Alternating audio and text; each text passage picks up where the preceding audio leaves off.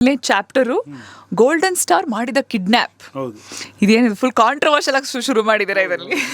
Literally kidnap ಮಾಡಿದ್ರು ಒಬ್ಬರನ್ನ, ಗಣೇಶ್ ಅವರು. ಅದು ದೊಡ್ಡ ಮಟ್ಟದಲ್ಲಿ ತಗೊಂಡೋಗಿದ್ದು ಇನ್ನೊಂದು ರಾಜ್ಯಕ್ಕೆ ಕಿಡ್ನಾಪ್ ಮಾಡಿ. ಸೊ ಅದೆಲ್ಲ ಏನು ಅನ್ನೋದು ತುಂಬ ಇಂಟ್ರೆಸ್ಟಿಂಗ್ ಆಗಿದೆ. ತುಂಬ ಅಂದರೆ ಇಮ್ಯಾಜಿನ್ ಮಾಡೋಕ್ಕಲ್ಲ, ಹಿಂಗೆಲ್ಲ ಅದೇ ಹೇಳಿದ್ದು ನಾನು. ಸಿನಿಮಾದ ಪ್ರಾಸೆಸ್ಸು ಗೊತ್ತಾಗುತ್ತೆ ನಿಮಗೆ. ಬರೀ ಎಲ್ಲೋ ಒಂದು ಕಡೆ ಕವಿರಾಜ್ 28 ಇನ್ಸಿಡೆಂಟ್ಸ್ ಬರೆದಿದ್ದಾರೆ ಕೇಳಿದ್ರೆ ಅದು ಮಾತ್ರ ಅಲ್ಲ, ಅಷ್ಟೇ ಅಲ್ಲ.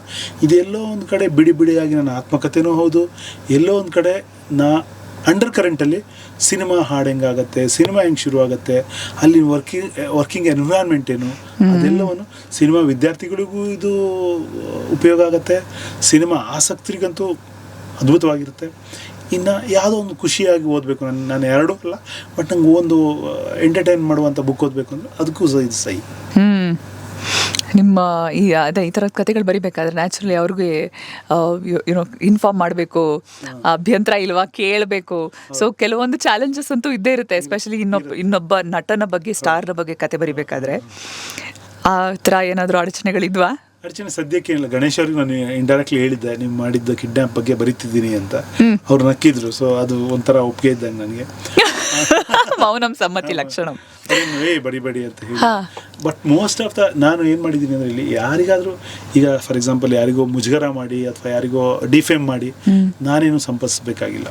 ಹಾಗಾಗಿ ಅಂಥ ಕ್ಷಣಗಳಲ್ಲಿ ನಾನು ಅವ್ರ ಹೆಸರು ಬರೆಯೋಕ್ಕೆ ಹೋಗಿಲ್ಲ. ಅದನ್ನು ಹೇಳಿದ್ದೀನಿ ಡೈರೆಕ್ಟಾಗಿ, ಇಲ್ಲಿ ಅವ್ರಿಗೆ ಡಿಫೇಮ್ ಆಗ್ಬೋದು, ಸೊ ಅವ್ರು ನನ್ನ ಹೆಸರು ತಗೋತಿಲ್ಲ ಅಂತ. ವಿವಾದ ಬೇಕಾಗಿಲ್ಲ, ವಿವಾದದಿಂದ ಪ್ರಚಾರ ತಗೊಂಡು ಬುಕ್ ಸೇಲು ಅದೆಲ್ಲ not my cup of tea ಅನ್ನೋ ಥರ ಬೇಕಾಗಿಲ್ಲ. ಸೊ ಯಾರಿಗೂ ಅಗೌರವ ಆಗಬಾರ್ದು ಅನ್ನೋದು ನಾನು ಪಾಲಿಸಿರೋ ನಿಯಮ ಇದರಲ್ಲಿ. ಸೊ ಹಂಗೆ ಇದೆ. ಎಲ್ಲೋ ಒಂದು ಕಡೆ ಒಂದೆರಡು ಹೆಸರುಗಳು ನೀವು ಗೆಸ್ ಮಾಡ್ಕೋಬೋದು, ಅದು ಬೇರೆ. ಒಂದೆರಡು ವಿಷಯ ಇವ್ರು ಯಾರು ಇರ್ಬೋದು, ಯಾರಿಗೂ ಅದಿರಲಿ ಅಂತ ಅನ್ಕೊಂಡೆ ನಾನು. ಓಕೆ, ಅದು ಒಂದು ಚಿಂತನೆಗೆ ಹಚ್ಚೋದು, ಬಿಡೋಣ, ಹುಳ ಬಿಟ್ಟರೆ ಚೆನ್ನಾಗಿ ಒಳ್ಳೇದಿರುತ್ತೆ ಅಂತ.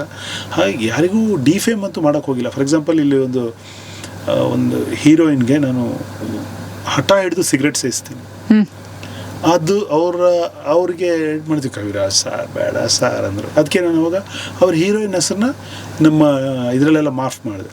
ಐ ಮೀನ್ ಅಂದರೆ ನಾವು ಟೀಸರ್ ಎಲ್ಲ ಬಿಟ್ಟಾಗ ಹೀರೋಯಿನ್ ಹೆಸರು ಹೇಳಿಲ್ಲ. ಬುಕ್ ಓದಿದಾಗ ಗೊತ್ತಾಗತ್ತೆ ನಿಮ್ಗೆ, ಅಲ್ಲೇ ಸತ್ಯ ಗೊತ್ತಾಗ್ಬಿಡುತ್ತೆ ನಿಜ ಏನು ಅಂತ. ಯಾರಿಗೂ ಡಿಫೇಮ್ ಮಾಡೋ ಉದ್ದೇಶ ಇಲ್ಲ, ಬರೀ ಮನೋರಂಜನೆ ಅಥವಾ ನನ್ನ ಅನುಭವಗಳನ್ನ ಶೇರ್ ಮಾಡುವ ಒಂದು ಪ್ರಾಮಾಣಿಕ ಉದ್ದೇಶದಲ್ಲಿ ಬರೆದಿದ್ದೀನಿ. ಸೊ ಈ ಕಥೆ, ಎಷ್ಟು ಕಥೆಗಳಿದೆ, ನೀವೇ ಬರ್ದಿರೋವಂಥದ್ದು. ಜನರಲಿ ಈ ಪುಸ್ತಕ ಬಿಡುಗಡೆ ಅಂತ ಅಂದಾಗ ಬುಕ್ ರೀಡಿಂಗ್ ಬಹಳ ಮುಖ್ಯ ಆಗುತ್ತೆ.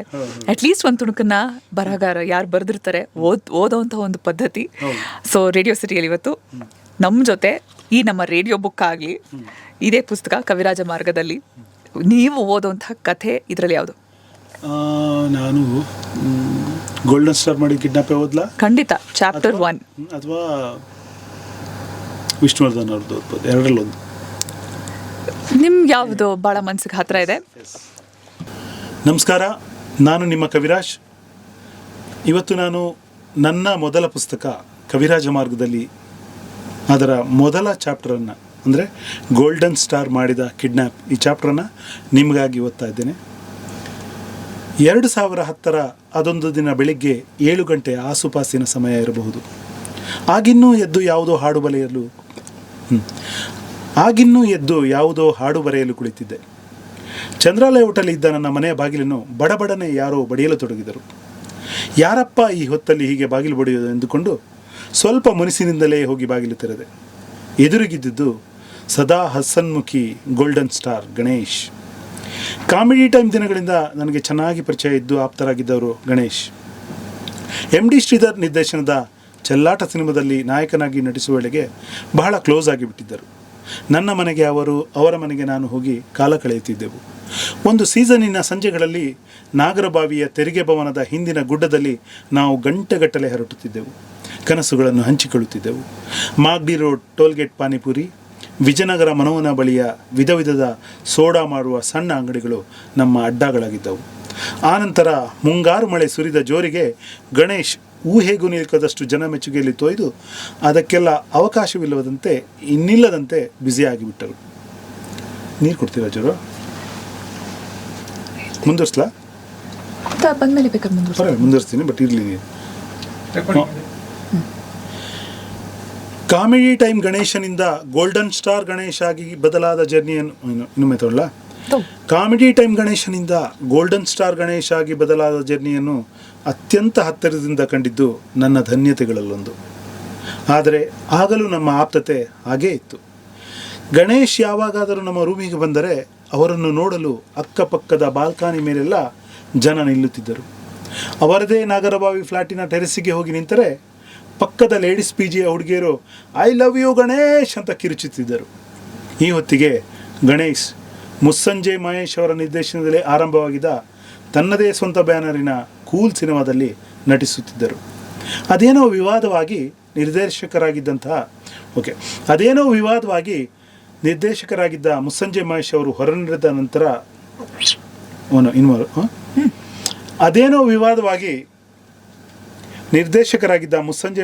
ಹೊರನಡೆದ ನಂತರ ನಿರ್ದೇಶನದ ಜವಾಬ್ದಾರಿಯನ್ನು ಅನಿವಾರ್ಯವಾಗಿ ಗಣೇಶ್ ತಾನೇ ಹೊತ್ತುಕೊಂಡಿದ್ದರು. ಅಂದು ಬಾಗಿಲು ತೆರೆಯುತ್ತಿದ್ದಂತೆ ಗಣೇಶ್ ಅವಸರವಾಗಿ ಕವಿಗಳೇ ಬನ್ನಿ ಇಲ್ಲೇ ಹೋಗಿ ಬರೋಣ ಅಂದರು. ನಾನು ಎಲ್ಲಿಗೆ ಹೇಳಿ ಎಂದೆ. ಬನ್ರಿ ಇಲ್ಲೇ 5 ನಿಮಿಷ ಎಂದು ಕೈ ಹಿಡಿದು ಎಳೆಯೋಕೆ ಶುರು ಮಾಡಿದರು. ಒಮ್ಮೆ ಪಟ್ಟು ಹಿಡಿದರೆ ಬಿಡುವ ಸ್ವಭಾವ ಅವರದಲ್ಲ ಅಂತ ನನಗೆ ಗೊತ್ತಿತ್ತು. ಹೇಗೂ 5 ನಿಮಿಷ ಅಲ್ವಾ, ಹೋಗಿ ಬರೋಣ ಅಂತ ಅಂದ್ಕೊಂಡು ಟ್ರ್ಯಾಕ್ ಪ್ಯಾಂಟಿನಲ್ಲಿದ್ದ ಕಾರಣ ಅದನ್ನು ಬದಲಾಯಿಸಿ ಬರುತ್ತೇನೆ ಎಂದೆ.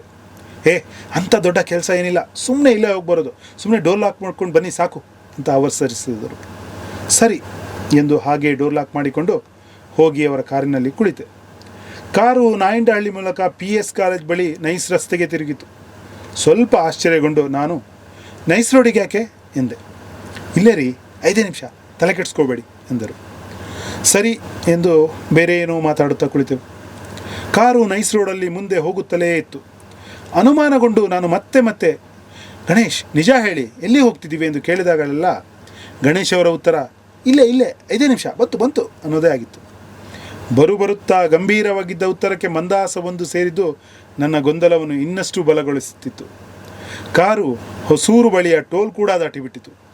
ಈಗ ನನ್ನ ಸಹನೆ ಕಳೆದು ಕೋಪವೇ ಬಂದುಬಿಟ್ಟಿತು. ಸರ್ ಏನಿದು, ಸರಿಯಾಗಿ ಹೇಳಿ ಎಲ್ಲಿ ಹೋಗ್ತಾ ಇದ್ದೀವಿ ಎಂದೆ. ಈಗ ಗಣೇಶ್ ಚಪ್ಪಾಳೆ ತಟ್ಟಿಕೊಂಡು ಬಿದ್ದು ನಗಲಾರಂಭಿಸಿದರು. ನನಗೆ ಕೋಪ ಏರುತ್ತಿತ್ತು. ಗಣೇಶ್ ಪಲುಕು ನಗುವಿನ ನಡುವೆಯೇ ಗಣೇಶ್ ಪಲುಕು ನಗುವಿನ ನಡುವೆಯೇ ಹರಿ ಸರ್ ಕಂಪೋಸಿಂಗ್ ಕೊರೋಣ ಚೆನ್ನೈ ಸ್ಟುಡಿಯೋಗೆ ಬನ್ನಿ ಅಂತ ರಾತ್ರಿ ಫೋನ್ ಮಾಡಿದ್ರು, ಚೆನ್ನೈ ಹೋಗ್ತಾ ಇದ್ದೀವಿ ಎನ್ನುತ್ತಾ ತಮ್ಮ ಟಿಪಿಕಲ್ ಶೈಲಿಯಲ್ಲಿ ಇನ್ನಷ್ಟು ಜೋರಾಗಿ ನಗಲಾರಂಭಿಸಿದರು. ನನಗೆ ಅವರ ಆ ಮಾತು ಆ ಕ್ಷಣಕ್ಕೆ ನಂಬಲೇ ಅಸಾಧ್ಯವಾಗಿತ್ತು. ಸಾರ್ ತಮಾಷೆ ಮಾಡಬೇಡಿ, ನನಗಿವತ್ತು ಚೆನ್ನೈ ಬರೋಕ್ಕಾಗಲ್ಲ, ಇವತ್ತು ಬೆಂಗಳೂರಲ್ಲಿ 3 ಮೀಟಿಂಗ್ ಇದೆ, ನಾಳೆ ಶೂಟಿಂಗ್ ಇರೋ ಸಾಂಗ್ ಬೇರೆ ಲಿರಿಕ್ ಕೊಡಬೇಕು ಎಂದು ಕೋಪದಿಂದಲೇ ಹೇಳಿದೆ. ಇವತ್ತೊಂದಿನ ಅಡ್ಜಸ್ಟ್ ಮಾಡಿಕೊಟ್ರಿ ಕವಿಗಳೇ, ರಾತ್ರಿ ವಾಪಸ್ ಬಂದುಬಿಡೋಣ ಎಂದು ಪುಸಲಾಯಿಸುವಂತೆ ತೋಳು ಒತ್ತುತ್ತಾ ನಗುತ್ತಲೇ ಆರಾಮಾಗಿ ಹೇಳಿದರು. ಒಂದಷ್ಟು ಹೊತ್ತು ಇದೇ ದಾಟಿಯ ಹಗ್ಗ ಚಗ್ಗಾಟ ನಡೆಯುತ್ತಲೇ ಇತ್ತು. ಕಾರು ಮಾತ್ರ ಚೆನ್ನೈ ಕಡೆಗೆ ಚಲಿಸುತ್ತಲೇ ಇತ್ತು. ಕೊನೆಗೆ ಬೇರೆ ದಾರಿ ಇಲ್ಲದೆ ನಾನು ಕೂಡ ಅನಿವಾರ್ಯವಾಗಿ ಒಪ್ಪಿಕೊಳ್ಳಲೇಬೇಕಾಯಿತು. ನನ್ನ ಆ ದಿನದ ಮೀಟಿಂಗ್ ಫಿಕ್ಸ್ ಆಗಿದ್ದವರಿಗೆ ಫೋನ್ ಮಾಡಿ ಹುಷಾರಿಲ್ಲ ಎಂದು ನಾಟಕವಾಡಿ ಮೀಟಿಂಗ್ಗಳನ್ನು ಮುಂದೆ ಹಾಕಿಸಿಕೊಂಡಿದ್ದಾಯಿತು.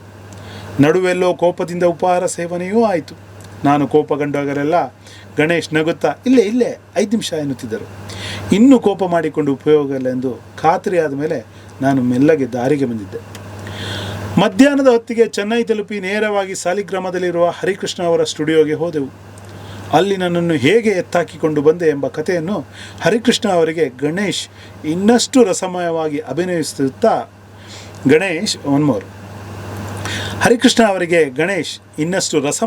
ಅಭಿನಯಿಸುತ್ತಾ ಮತ್ತೆ ವಿವರಿಸಿ ಮಜಾ ತೆಗೆದುಕೊಳ್ಳುತ್ತಿದ್ದರು. ಗಣೇಶ್ ಅವರ ನಗುವಿಗೆ ಹರಿಕೃಷ್ಣ ಅವರ ಕೋರಸ್ ದನಿಯೂ ಜೊತೆಯಾಯಿತು. ಆ ಹೊತ್ತಿಗೆ ನನ್ನ ಅಸಹನೆಯೂ ಮಾಯವಾಗಿ ಅವರ ನಗುವಿನಲ್ಲಿ ನಾನೂ ಜೊತೆಯಾದೆ. ಸ್ವಲ್ಪ ಹೊತ್ತಿನ ನಂತರ ಹಾಗೂ ಹೀಗೂ ಕಂಪೋಸಿಂಗ್ ಶುರುವಾಯಿತು. ಮೊದಲಿಗೆ ನೋಡುತ್ತಾ ನಿನ್ನನೇ ನೋಡುತ್ತಾ ಹಾಡು ಸುಂದರವಾಗಿ ಮೂಡಿ ಬಂದಾಗ ಎಲ್ಲರೂ ಉಲ್ಲಾಸಿತರಾದೆವು. ನಡುವೆ ಕವಿಗಳೇ ಇಲ್ಲೇ 5 ನಿಮಿಷ ಅಂತ ಗಣೇಶ್ ರೇಗಿಸುತ್ತಲೇ ಇದ್ದರು. ರಾತ್ರಿ ಹೊತ್ತಿಗೆ ಆ ದಿನದ ಕಂಪೋಸಿಂಗ್ ಮುಗಿಯಿತು. ಆದರೆ ಗಣೇಶ್ ಹೇಳಿದಂತೆ ನಾವು ವಾಪಸ್ಸು ಹೊರಡಲಿಲ್ಲ. ಒಂದೇ ದಿನ ಅಂದುಕೊಂಡಿದ್ದು ಒಂದೊಂದೇ ದಿನ ದುಡುತ್ತಾ 2, 3, 4, 5ನೇ ದಿನಕ್ಕೆ ಕಾಲಿಟ್ಟು ಬಿಟ್ಟಿತು. ಹೇಗೂ ಬಂದಿದ್ದೀವಿ, ಎಲ್ಲ ಹಾಡುಗಳ ಕಂಪೋಸಿಂಗ್ ಮುಗಿಸಿಯೇ ಬಿಡೋಣ ಅನ್ನೋದು ಗಣೇಶ್ ಮತ್ತು ಹರಿಕೃಷ್ಣ ಅವರ ನಿಲುವಾಗಿತ್ತು. ನಾನು ಆಗಾಗ ಅಸಮಾಧಾನ ಸೂಚಿಸಿದರೂ ಅನಿವಾರ್ಯವಾಗಿ ಒಪ್ಪಿಕೊಳ್ಳಲೇಬೇಕಾಗಿತ್ತು. ಈ ಹೊತ್ತಲ್ಲಿ ಗಣೇಶ್ ಅವರು ಹೀರೋ, ನಿರ್ದೇಶಕ, ನಿರ್ಮಾಪಕ ಎಲ್ಲವೂ ಆಗಿರುವ ಸಿನಿಮಾದಲ್ಲಿ ಎಲ್ಲ ಹಾಡುಗಳನ್ನು ನಾನೇ ಬರೆಯುವ ಅವಕಾಶ ಸಿಕ್ಕಿದ್ದು ಬಹಳ ದೊಡ್ಡ ವಿಷಯವೇ ಆಗಿತ್ತು. ಜೊತೆಗೆ ಹಾಡುಗಳು ಸಹ ಒಂದಕ್ಕಿಂತ ಒಂದು ಚೆನ್ನಾಗಿ ಮೂಡಿ ಬರುತ್ತಿದ್ದುದು ಖುಷಿ ಕೊಡುತ್ತಿತ್ತು.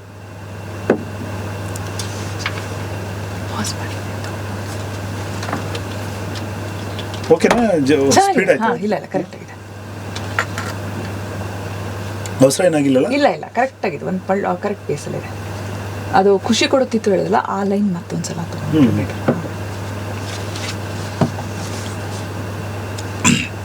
One more. ಜೊತೆಗೆ ಹಾಡುಗಳು ಸಹ ಒಂದಕ್ಕಿಂತ ಒಂದು ಚೆನ್ನಾಗಿ ಮೂಡಿ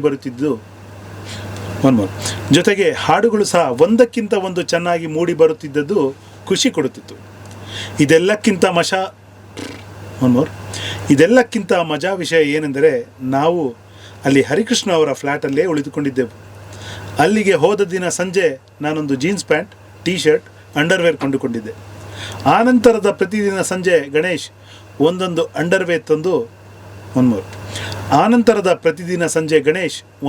ಅಂಡರ್ವೇರ್ ತಂದು ತಮ್ಮದೇ ಟಿಪಿಕಲ್ ಶೈಲಿಯಲ್ಲಿ ನಮಸ್ಕಾರ, ಇದು ನಮ್ಮ ಪ್ರೀತಿಯ ಕವಿಗಳಿಗೆ ನಮ್ಮ ಪ್ರೀತಿಯ ಉಡುಗೊರೆ, ಜಾಕಿ ಕಾಚಾ ಎನ್ನುತ್ತಾ ಜಾಹೀರಾತುಗಳಲ್ಲಿ ತೋರಿಸುವಂತೆ ಅದನ್ನು ಹಿಡಿದು ನಗುತ್ತಾ ನಿಲ್ಲುತ್ತಿದ್ದುದು ಮಜವಾಗಿತ್ತು.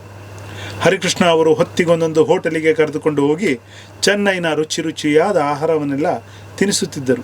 ಅದರಲ್ಲೂ ಅವರು ಕುಪ್ಪುಸ್ವಾಮಿ ಹೋಟೆಲಲ್ಲಿ ತಿನ್ನಿಸಿದ ಕೊತ್ತು ಪರಾಟದ ರುಚಿಯು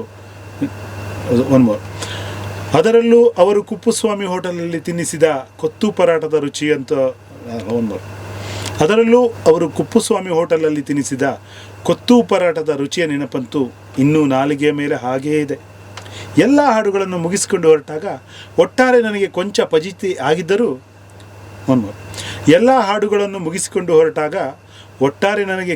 ಫಜೀತಿ ಆಗಿದ್ದರೂ ಒಳ್ಳೆ ಹಾಡುಗಳನ್ನು ಬರೆದ ಸಿಂಗಲ್ ಕಾರ್ಡ್ ಸಂತೃಪ್ತಿಯೂ ಜೊತೆಗಿತ್ತು. ಈ ಘಟನೆ ಗಣೇಶ್ ಅವರ ತುಂಟತನ ಮತ್ತು ನಮ್ಮ ಸ್ನೇಹದ ದ್ಯೋತಕವಾಗಿ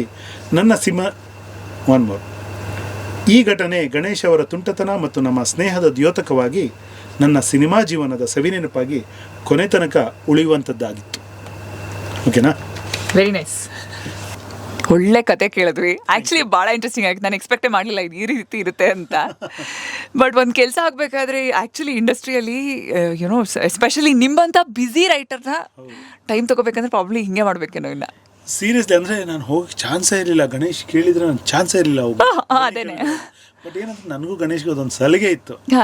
ನನ್ನನ್ನು ಎಳ್ಕೊಂಡು ಹೋಗುವ ಸಲಿಗೆ ಅವ್ರಿಗಿತ್ತು. ಯಾಕಂದ್ರೆ ನಾವಿಬ್ರು ಮೊದಲೇ ಗೆಳೆಯರಾಗಿದ್ವು. ಅವರಿಗೂ ಗೊತ್ತಿತ್ತು ಸುಮ್ಮನೆ ಬಾ ಅಂದರೆ ಅವ್ರು ಬರಲ್ಲ. ಸೊ ಸುಮ್ಮನೆ ಇನ್ಫ್ಯಾಕ್ಟ್ ನಾನು ಹಲ್ಲೇ ಉಜ್ಜಿರಲಿಲ್ಲ ಅವತ್ತು. ಇರ್ಲಿ ಬನ್ರಿ ಅಂತ ಹೇಳ್ಕೊಂಡು ಹೋಗುವಂಥ ಒಂದು ಸಲಿಗೆ ಇದ್ದರಿಂದ ಸಾಧ್ಯವಾಯಿತು. ನೀವು ಹೇಳ್ದಂಗೆ ಬಹುಶಃ ಈಗ ಭಯ ಏನಂದ್ರೆ ಇದನ್ನ ಬೇರೆ ಯಾರಾದರೂ ಟ್ರಿಕ್ ಉಪಯೋಗಿಸಿದ್ರೆ ಕಷ್ಟ ಆಗತ್ತೆ. ಈಗ ಟ್ರೇಡ್ ಸೀಕ್ರೆಟ್ ಬಿಟ್ಕೊಟ್ಟಿದ್ದೀರಾ. ಕವಿರಾಜ್ ಅವರ ಡೇಟು ಒಂದಿನ ಅಲ್ಲ, ಇಲ್ಲಿ 5 days. ಇಮ್ಯಾಜಿನ್. ನನಗೆ ತುಂಬ ಪೀಕ್ ಬ್ಯುಸಿ ಇದ್ದಿದ್ದು ನಾನು ಅವಾಗ. ಎಲ್ಲರೂ ಬೈತು, ಎಲ್ರಿ ಬನ್ನಿ, ಇಲ್ಲಿ ಬಂದಿಲ್ಲ, ಲಿರಿಕಿಲ್ಲ ಅಂತ ಬೈತಿದ್ದಾರೆ. ನಾನು ಬರೀ ಸುಳ್ಳು ಹೇಳ್ಕೊಂಡೆ ಕಳಿಬೇಕಾಯ್ತಿಲ್ಲ ಸಾರ್, ಹುಷಾರಿಲ್ಲ ಸಾರ್, ಹಂಗಾಗಿದೆ. ಅಲ್ಲಿ ಹೆಂಗಂದ್ರೆ ನಾನು ಕೆಲವು ಬರ್ದಿಲ್ಲ, ಅಲ್ಲಿ ಹಿಂದ್ಗಡೆ ಗಣೇಶ್ ಅವರು ಇದ್ಕೊಡೋರು ಬ್ಯಾಕ್ ಗ್ರೌಂಡ್ ವಾಯ್ಸು, ತೊಂಬಾರ ಇಂಜೆಕ್ಷನ್ ತರಬರ್ರೆ, ಈ ಥರದ್ದೆಲ್ಲ ನಡೆಯೋದು.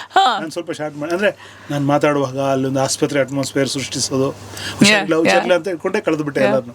ಬಟ್ ನಾನು ಇರಲಿಲ್ಲ, ಚೆನ್ನಾಗಿದ್ದೆ. ಬಟ್ ಫೋನ್ ಬಂದ ತಕ್ಷಣ ಫಸ್ಟು ಎತ್ಕೊಬಿಡ್ತಿದ್ವಿ. ಯಾಕೆ ಹೇಳಿ, ಫೋನ್ ಏನಾದರೂ ರಿಸೀವ್ ಮಾಡದೆ ಹೋದರೆ ಚೆನ್ನೈದು ತಮಿಳಲ್ಲಿ ಬಂದ್ಬಿಡುತ್ತೆ.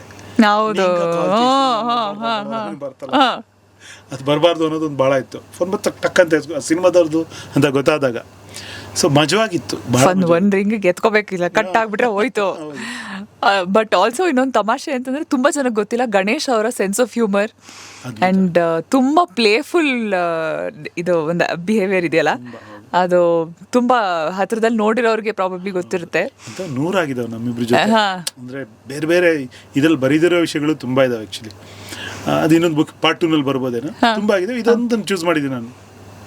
ಸೊ ಇಂಥದ್ದೇ ಎಷ್ಟೋ ಒಳ್ಳೊಳ್ಳೆ ಕಥೆಗಳಿದೆ. ಹೌದು. ಸುದೀಪ್ ಅವ್ರ ಬಗ್ಗೆ ಇರಬಹುದು, ವಿಷ್ಣುವರ್ಧನ್ ಅವ್ರ ಬಗ್ಗೆ ಇರಬಹುದು, ಬಹಳಷ್ಟು ಸಿನಿಮಾಗಳು, ಡಾಕ್ಟರ್ ರಾಜ್ಕುಮಾರ್ ಅವರ ಬಗ್ಗೆ ಸುಮಾರು ಸ್ಟೋರೀಸ್ ನಾನಂತೂ ಕಾಯ್ತಾ ಇದ್ದೀನಿ. ಇನ್ಫ್ಯಾಕ್ಟ್ ರೇಡಿಯೋ ಬುಕ್ನಲ್ಲಿ ಈ ವಾರ ಎಲ್ಲ ಒಂದೊಂದು ದಿನಕ್ಕೊಂದೊಂದು ಕಥೆ ಅನ್ನೋ ಹಾಗೆ ಕಥೆಗಳನ್ನ ಒಂದು ಸಣ್ಣ ಪರಿಚಯ ಮಾಡ್ತಿದ್ದೀನಿ. ಅಫ್ಕೋರ್ಸ್ ಅಲ್ಲಿಂದ ಮುಂದಕ್ಕೆ ತುಂಬ ಕಥೆಗಳಿರುತ್ತೆ ಜನಕ್ಕೆ ಓದೋದಕ್ಕೆ. ಸೊ ಮುಂದಕ್ಕೆ ಏನು ಪ್ಲ್ಯಾನ್? ಪುಸ್ತಕ ಬಿಡುಗಡೆ ಆಯಿತು, ನಿಮ್ಮ ನಿರ್ದೇಶನದಲ್ಲಿ ಸಿನಿಮಾ ಬರುತ್ತಾ? ಏನು ಬರ್ತಾ ಇದೆ? ಇಲ್ಲ, ನಿರ್ದೇಶನದ ಸಿನಿಮಾಕ್ಕೆ ಒಂದು ಕತೆ ರೆಡಿ ಆಗ್ತಿದೆ. ನನಗೇನಂದರೆ ನಾನು ಮೂಲಭೂತವಾಗಿ ಅಥವಾ ಯಾವತ್ತೂ ಕೂಡ ಲಿರಿಕ್ ರೈಟರ್ ಆಗಿರೋಕ್ಕೆ ಇಷ್ಟಪಡ್ತೀನಿ. ಜೊತೆಗೆ ಮಧ್ಯದಲ್ಲಿ ಗ್ಯಾಪಲ್ಲಿ ಒಂದೊಂದು ಸಿನಿಮಾ ಮಾಡೋಣ ಅಂತ ಅಷ್ಟೇ. ಅಂದರೆ ಒಂದು ಸಿನಿಮಾ ಆದ ತಕ್ಷಣ ನಾನು ಡೈರೆಕ್ಷನ್ಗೆ ನಾನು ವೃತ್ತಿಯನ್ನು ಬದಲಾಯಿಸಲ್ಲ. ಹವ್ಯಾಸಿ ನಿರ್ದೇಶಕ ಆಗಿರೋಕ್ಕೆ ನಾನು ಇಷ್ಟಪಡ್ತೀನಿ. ಅಂದರೆ ಈಗ ಒಂದು ಒಳ್ಳೆ ಕತೆ ಸಿಕ್ಕಿದಾಗ ಅದು ನನ್ನನ್ನು ಕಾಡಬೇಕು, ಸಿನಿಮಾ ಮಾಡು ಅಂತ ಎದ್ದೇಳಿಸ್ಬೇಕು, ಅದು ಕಳಿಸ್ಬೇಕು ಮನೆಯಿಂದ ಹೊರಗಡೆ. ಆಗ ನಾನು ಸಿನಿಮಾ ಮಾಡ್ತೀನಿ. ಈಗ 1-2-3 ಸ್ಕ್ರಿಪ್ಟು ಆಯ್ತು ಈ ನಡುವೆ. ಹೆಂಗಾಗತ್ತೆ ಅಂದರೆ ಸ್ಕ್ರಿಪ್ಟ್ ಮಾಡಿದಾಗ ಫಸ್ಟ್ ಏನು ಅನ್ಸುತ್ತೆ ಅಂದರೆ ಈ ಕತೆ ಬಂದರೆ ಮುಗೀತು, ನಂದೇ ಇನ್ನು ಸಮಾನ ಅನಿಸ್ಬಿಡುತ್ತೆ. ಅಂದರೆ ಶುರುನಲ್ಲಿ ಬರ್ತಾ ಒಂದು ತಿಂಗಳದ್ದಿರುತ್ತೆ ಅದು. ಬರ್ತಾ ನಮ್ಮಲ್ಲೇ ಕ್ವಶನ್ಗಳು ಬರೋಕ್ಕೆ ಶುರು ಆಗುತ್ತೆ, ಏನಿದೆ ಬೇಕಾ, ಕೊನೆಗೆ ಅದು ಒಂದು ಮೂಲೆಯನ್ನು ಸೇರುತ್ತೆ. ಸೊ ಈ ಥರದ್ದು ಒಂದಷ್ಟು ಆಗಿದ್ದಾವೆ. ಈಗ ಒಂದು ಕತೆ ನಮಗೆಲ್ಲೋ ನಮ್ಮ ಟೀಮಲ್ಲೆಲ್ಲ ಒಂದು ಓಕೆ ಇದು ಮಾಡ್ಬೋದು, ಇದು ಮಾಡಬೇಕು ಅನ್ನುವಂಥ ಒಂದು ಹೈಯಲ್ಲಿದ್ದೀವಿ. ಸೊ ಹೈ ಸ್ವಲ್ಪ ದಿನ ಕಂಟಿನ್ಯೂ ಆಗಿದೆ ಕೂಡ. ಸೊ ಬಹುಶಃ ಅದನ್ನು ನಾವು ಮಾಡ್ತೀವಿ. ಅಂದರೆ ಈಗ ಮೈಸೂರಲ್ಲಿ 1 ತಿಂಗಳು ಇರೋದು ಕಾರಣ ಕೂಡ ಈ ಕತೆ ಮೇಲೆ ವರ್ಕ್ ಮಾಡೋಣ ಅಂತ ಹೇಳಿ. ಯಾಕೆ ಪ್ರಿಸೈಸ್ ಆಗಿ ಒಂದು ಕೆಲಸಕ್ಕೆ ಅಂತ ಹೋದಾಗ ಆ ಮೈಂಡ್ಸೆಟ್ ಬೇರೆ. ನಾನು ಇಲ್ಲೇ ಇದ್ದು ಎಲ್ಲರ ಜೊತೆಗೆ ಅದು ಮಾಡ್ತೀನಿ ಅಂದಾಗ ಅದಕ್ಕೆ ಕೊಡೋ ಪ್ರಾಶಸ್ತ್ಯ ಕಮ್ಮಿ ಆಗಿರುತ್ತೆ. ಒಂದು ಕಡೆ ಹೋಗೋದು ಅದು ಅಲ್ಲೇನೋ ಆಗ್ಬಿಡುತ್ತೆ ಅಂತಲ್ಲ, ಬಟ್ ಆ ಪ್ರಿಸೈಸ್ ಆಗಿ ಅದಕ್ಕಂತ ಹೋಗ್ತಿದ್ದೀವಿ ಅನ್ನೋದು ತಲೆಯಲ್ಲಿರುತ್ತೆ. ಚೆನ್ನಾಗಿ ವರ್ಕ್ ಆಗುತ್ತೆ ಅನ್ನೋ ಕಾರಣಕ್ಕೆ ನಾನು 1 ತಿಂಗಳು ಮೈಸೂರಲ್ಲೇ ಇರ್ತಾ ಇದ್ದೀನಿ. ಓಕೆ, ಹೌದು. ಮೈಸೂರು ನನ್ನ ಫೇವ್ರೆಟ್ ಸಿಟಿ ಕೂಡ. ಸಾಂಸ್ಕೃತಿಕ ನಗರಿಯಲ್ಲಿ, ಹೆರಿಟೇಜ್ ಸಿಟಿಯಲ್ಲಿ ಅಂಥದ್ದೇ ಕ್ಲಾಸಿಕ್, ಹೌದು, ಒಂದು ಕ್ಲಾಸಿಕ್ ಕತೆ ಹುಟ್ಟುತ್ತೆ ಅನ್ನೋ ನಿರೀಕ್ಷೆಯಲ್ಲಿ ನಾವು ಕೂಡ ಸ್ಟೋರಿ ಮಾಡ್ತಾ ಇದ್ದೀನಿ ಸರಿ. ಯಾಕಂದರೆ ನಾನು 2 ಸಿನಿಮಾಗಳನ್ನ, ಮೊದಲನೇ ಸಿನಿಮಾ ಒಂದು ಸ್ವಲ್ಪ ಕಾಮಿಡಿ ಇದರಲ್ಲೇ ಹೋಗಿದ್ದೆ, ಲವ್ಗಿಂತ ಫ್ಯಾಮಿಲಿ ಡ್ರಾಮಾ ಜಾಸ್ತಿ ಇತ್ತು. 2ನೇ ಸಿನಿಮಾ ಒಂದು ಸೋಷಿಯಲ್ ಮೆಸೇಜ್ ವಿತ್ ಕಾಮಿಡಿ ಇತ್ತು. ಈಗ ಆಗೆಲ್ಲ ನಾನು ತುಂಬ ಜನ ಕೇಳಿ, ಸಾರ್ ನೀವು ಇಷ್ಟೊಳ್ಳೆ ಹಾಡು ಬರೀತೀರಾ, ಮೆಲೋಡಿ ಲವ್ ಸಾಂಗ್ಗಳು, ರೊಮ್ಯಾಂಟಿಕ್ ಸಾಂಗ್ಗಳು, ಆ ಥರದ್ದೊಂದು ಸಿನಿಮಾ ಮಾಡಬೇಕಂತ ತುಂಬ ಜನ ನನಗೆ ಕೇಳಿದ್ದಾರೆ. ನನ್ನ ಫ್ಯಾಮಿಲಿ ಕೇಳಿದ್ದಾರೆ, ಫ್ರೆಂಡ್ಸ್ ಕೇಳಿದ್ದಾರೆ, ನೀನು ಅದು ಮಾಡಬೇಕಿತ್ತು, ಆಶ್ಚರ್ಯ ಆಯಿತು ನೀವು ಇದು ಮಾಡಿದಾಗ ಅಂತ. ಸೊ ಅದು ನಿಜಾನೂ ಕೂಡ. ಆ್ಯಕ್ಚುಲಿ ನನ್ನ ಸ್ಟ್ರೆಂತ್ ಅದು, ಅಲ್ಲಿ ಆಟ ಆಡಬೇಕು ನಾನು ಅನ್ನೋದು ನನಗೂ ಇದೆ ಈಗ. ಸೊ ಮೋಸ್ಟ್ಲಿ ಒಂದು ಒಳ್ಳೆ ಲವ್ ಸ್ಟೋರಿ ಮಾಡ್ತೀನಿ. ಸೊ ನಮ್ಮ ಕವಿಗಳಿಂದ ಒಳ್ಳೆ ಕಥೆ, ಒಳ್ಳೆ ಲವ್ ಸ್ಟೋರಿ ಅಫ್ಕೋರ್ಸ್ ಬರಲಿ. ಆಲ್ ದ ವೆರಿ ಬೆಸ್ಟ್ ನಿಮಗೆ. ಕಂಗ್ರ್ಯಾಚುಲೇಷನ್ಸ್ ನಿಮ್ಮ ಪುಸ್ತಕಕ್ಕೂ ಕೂಡ.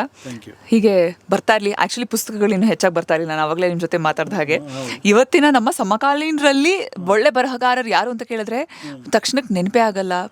ಅಲ್ಲಿಗೆ ಬಂದು ಮುಟ್ಟಿದ್ದೀವಿ ನಾವು ಇನ್ ಟರ್ಮ್ಸ್ ಆಫ್ ರೈಟರ್ಸ್ ಅಂತ ಬಂದಾಗ. ಇವತ್ತಿಗೂ ಕುವೆಂಪು, ಬೇಂದ್ರೆ ಅವ್ರ ಬಗ್ಗೆ ಮಾತಾಡ್ತಾ ಇದ್ದೀವಿ. ಅಲ್ಲಿಂದ ಬಹಳ ವರ್ಷ ಮುಂದೆ ಬಂದಿದ್ದೀವಿ, ಬಟ್ ರೈಟರ್ಸ್ ಅಷ್ಟು ಹುಟ್ಕೊಂಡಿದ್ದಾರೆ, ಬಟ್ ಅನ್ಫಾರ್ಚುನೇಟ್ಲಿ ಮೇನ್ ಸ್ಟ್ರೀಮಿಗೆ ಬಂದಿಲ್ಲ ಅನ್ಸುತ್ತೆ. ಅಂದರೆ ಕರೆಕ್ಟ್, ನೀವು ಹೇಳೋದು ತುಂಬ ಕರೆಕ್ಟ್. ಯಾಕಂದ್ರೆ ನನಗೂ ಆಸೆ ಇದೆ, ತುಂಬ ಬುಕ್ ಬರೀಬೇಕು ಅಂತ ತುಂಬ ಆಸೆ ಇದೆ. ಬಟ್ ಒಂದೇನಂದರೆ ನಮ್ಗೆ ಏನಾಗ್ಬಿಟ್ಟಿದೆ ಅಂದರೆ, ಈಗ ನನಗೆ ಆಫ್ಟರ್ ಬುಲ್ಬುಲ್ ನನಗೆ ತುಂಬ ಜನ ಡೈಲಾಗ್ ಬರೀರಿ ಅಂತ ಬಂದರು. ಆಗ ನನಗೇನಾಗಿತ್ತು ಅಂದರೆ, ಡೈಲಾಗ್ ಅಂದರೆ ನೀವು ಒಂದು 200 ಪೇಜ್ ಮಿನಿಮಮ್ ಬರೀಲೇಬೇಕು. ಸೊ ಆ ಟೈಮ್ ನೀವು ಕೊಡಲೇಬೇಕು. ತಿಂಗ್ಳುಗಟ್ಟಲೆ ಟೈಮ್ ತೊಗೊಳತ್ತದು ಅಲ್ವಾ. ಬಟ್ ನಾನು ಇದ್ದ ವೃತ್ತಿ ಸಾಂಗ್ ಬರೆಯೋದೇನು ಗೊತ್ತಾ, 1-1.5 ಪೇಜ್ ಮುಗಿದೋಯ್ತು. ಇವತ್ತು ಬೇಕಾದ್ರೆ ಸಂಜೆ ನಾನು ಒಂದು 10-15 ದಿನ ಟೈಮ್ ತೊಗೊಂಡಿರ್ತೀನಿ ಒಂದು ಸಾಂಗಿಗೆ ಬರೆಯೋಕ್ಕೆ. ಅಂದರೆ ಅವ್ರ ಹತ್ರ ಟೈಮ್ ತೊಗೊಳೋದು, ಯಾವ್ದು ಕೊಡ್ತೀರಾ ಸರ್? ಒಂದು 2 ವೀಕ್ಸ್ ಇರಲಿ ಸರ್ ಅಂತ ಇರ್ತೀವಿ. ನಮಗೆ ಬೇಕಾಗೋದು 1 ಗಂಟೆನೇ, ಬಟ್ ನಾವು ಒಂದು 2 ವೀಕ್ಸ್ ಟೈಮ್ ತೊಗೊಂಡಿರ್ತೀವಿ. ಅಕಸ್ಮಾತ್ 14th ಡೇ ಸಂಜೆ ಡೈರೆಕ್ಟರ್ ಫೋನ್ ಮಾಡಿ ಏನ್ರಿ ಕೊಡಲೇ ಇಲ್ಲ ನೀವು ಅಂದ್ರೂ ನಾನು ಲಾಸ್ಟ್ ಮಿನಿಟ್ ಕೂತ್ಕಿಚ್ಬಿಡ್ಬೋದೇನೋ ಆಗ್ಬಿಡುತ್ತೆ. ಅದು ಆಗ್ಬಿಡುತ್ತೆ, ಲಿಟ್ರಲಿ ಆಗ್ಬಿಡುತ್ತೆ. ಈ ಸುವಿಧಾ ಇದೆ ನಮಗಲ್ಲಿ. ಬಟ್ ಡೈಲಾಗ್ ಹಂಗಾಗಲ್ಲ. 14 ಡೇಸ್ ತೊಗೊಂಡ್ರೆ 14 ಡೇಸು ಕೆಲಸ ಮಾಡ್ಬೇಕು. ಇದು ಟ್ರೇಡ್ ಸೀಕ್ರೆಟ್ ಬೇರೆ ಬಿಟ್ಕೊಟ್ಬಿಟ್ಟಿದ್ರೆ, ಸೊ ಟರ್ನ್ ಅರೌಂಡ್ ಟೈಮ್ ಕಡಿಮೆ ಆಗೋಗುತ್ತೆ ನಿಮ್ದು. ಬುಕ್ ಬರೆಯೋಕೆ ಹೋದ್ರೆ ಹಂಗೆ ಆಗ್ಬಿಡುತ್ತೆ. ಆ ಟೈಮ್ ಕೊಡಲೇಬೇಕಾಗತ್ತೆ. ನಾನು ಇಲ್ಲ, ನಂಗೆ ಇಷ್ಟ ಇದೆ, ಬಟ್ ಆ ಟೈಮ್ ಕೊಡುವಂಥ ಒಂದು ಮನಸ್ಥಿತಿಗೆ ನನ್ನ ಸ್ವಲ್ಪ ಟ್ಯೂನ್ ಮಾಡ್ಕೋಬೇಕು. ಇದು ಸಪ್ತವಾರ್ಷಿಕ ಯೋಜನೆ, ಇನ್ಮೇಲೆ ಅಷ್ಟು ದೂರ ಮಾಡಬಾರ್ದು. ಪಂಚವಾರ್ಷಿಕ ಮಾಡ್ಕೊಳ್ಳಿ. ಪಂಚವಾರ್ಷಿಕ, ತ್ರಿವಾರ್ಷಿಕ ಸಾಕು, ಪರವಾಗಿಲ್ಲ. ಅಟ್ಲೀಸ್ಟ್ 5 ವರ್ಷಕ್ಕೊಂದಾದ್ರೂ ತಗೊಂಡ್ಬನ್ನಿ. ಮಾಡ್ತೀನಿ, ಖಂಡಿತ ಮಾಡ್ತೀನಿ. 5 ವರ್ಷಕ್ಕೊಂದು ಸಿನಿಮಾ, ಒಂದು ಪುಸ್ತಕ, ಸಾವಿರಾರು ಹಾಡುಗಳು. ಒಂದಷ್ಟು 100 ಹಾಡುಗಳು. ಮುಂದಕ್ಕೆ ನೋಡೋಣ. So thank you so much radio ಸಿಟಿಗೆ ಸಮಯ ಮಾಡ್ಕೊಂಡು ಬಂದ್ರಿ ಇವತ್ತು. ಒಳ್ಳೆ ಒಳ್ಳೆ ಕಥೆ ನಮಗೆ ಕೇಳಿಸಿದ್ದೀರಾ. ನಾನಂತೂ ಕಾಯ್ತಾ ಇದ್ದೀನಿ ಇನ್ನಷ್ಟು ಕಥೆಗಳನ್ನು ಓದೋದಕ್ಕೆ. ಒಂದು ಧನ್ಯವಾದ ಹೇಳಬೇಕು, ಯಾಕಂದರೆ ಪುಸ್ತಕ ಓದೋ ಸಂಸ್ಕೃತಿ ಕಡಿಮೆ ಆಗ್ತಿದೆ.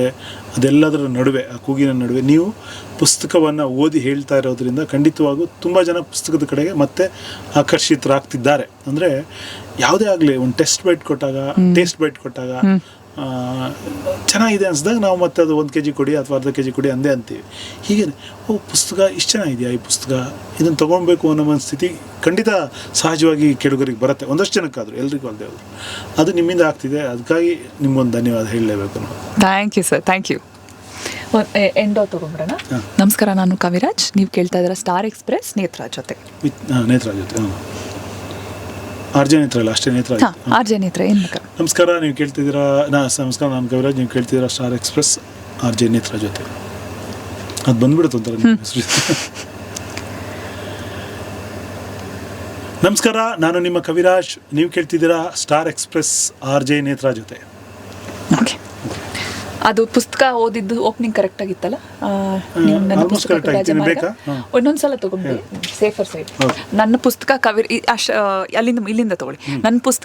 ನನ್ನ ಪುಸ್ತಕ ಕವಿರಾಜ ಮಾರ್ಗದಲ್ಲಿ.